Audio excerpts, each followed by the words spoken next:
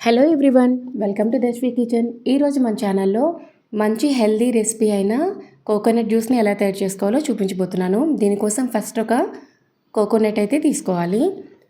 ఈ కొబ్బరికాయని బాగా లేతగా ఉన్నది కాకుండా కొంచెం కొబ్బరి ఉండే విధంగా తీసుకోవాలి. మనం లేత కొబ్బరి తీసుకుంటే అందులో నీళ్ళు ఉంటాయి కానీ కొబ్బరి అయితే ఉండదు కదా, అందుకోసమే కొంచెం కొబ్బరి ఉన్నదైతే చూసి తీసుకోవాలి. రెగ్యులర్గా అందరూ కొబ్బరి నీళ్ళు తాగుతూ ఉంటారు కదా, ఒక్కసారి ఈ విధంగా కోకోనట్ జ్యూస్ అయితే ప్రిపేర్ చేసుకోండి. అందరికీ కూడా తప్పకుండా నచ్చుతుంది. అలానే చాలా హెల్దీ రెసిపీ అండి, చాలా ఈజీగా చేసేయచ్చు.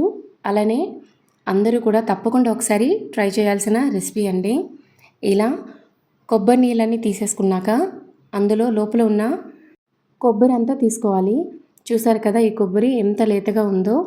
ఈ కొబ్బరిని కూడా కొబ్బరి నీటిలో మనం యాడ్ చేసుకోవాలి. మంచి లేత కొబ్బరి తీసుకున్నట్లయితే జ్యూస్ కూడా చాలా టేస్టీగా ఉంటుంది. ఇలా కొబ్బరి వేసుకున్న తర్వాత 1 టీ స్పూన్ పంచదార వేసుకోండి. పంచదార అయితే పూర్తిగా ఆప్షనల్ అండి, కొంచెం టేస్ట్ బాగుంటుందని యాడ్ చేశాను. అలానే 4 నుంచి 5 వరకు ఐస్ క్యూబులు కూడా యాడ్ చేసుకొని మూత పెట్టి మిక్సీ పట్టేసుకోవాలి. ఇలా మిక్సీ పట్టిన కోకోనట్ జ్యూస్ని ఒక గ్లాస్లో సర్వ్ చేసుకోవాలి. చివరిగా ఇందులో మనం ముందుగా నానబెట్టి ఉంచుకున్న సబ్జా గింజల్ని ఒక 2 స్పూన్ల వరకు యాడ్ చేసుకోవాలి. ఈ కొబ్బరి నీళ్ళు, సబ్జా గింజలు అన్నీ కూడా మన శరీరంలో వేడిని తగ్గిస్తాయి. సమ్మర్లో అందరికీ కూడా తప్పకుండా ట్రై చేయాల్సిన రెసిపీ అండి, చాలా హెల్దీ రెసిపీ.